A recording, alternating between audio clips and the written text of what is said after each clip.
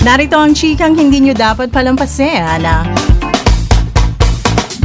Kasal ni na Bea Alonzo at Vincent Co, canceled ba o postponed lamang? Para sa mga detalye,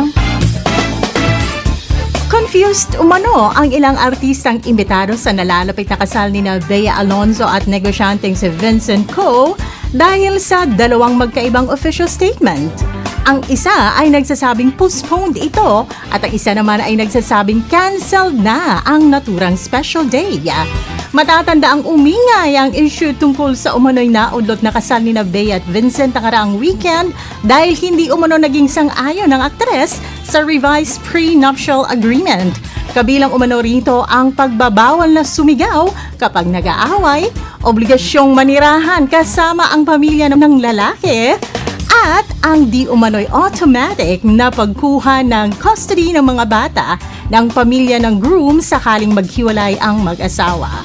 Nakatakdang ikasal di umano sina Bea at Vincent sa Spain nitong darating na May 14. At yan na lang muna ating chika ngayon. Ako si Apple Dale sa 105.9 Wild FM. Hala, pag Wild! Wild FM.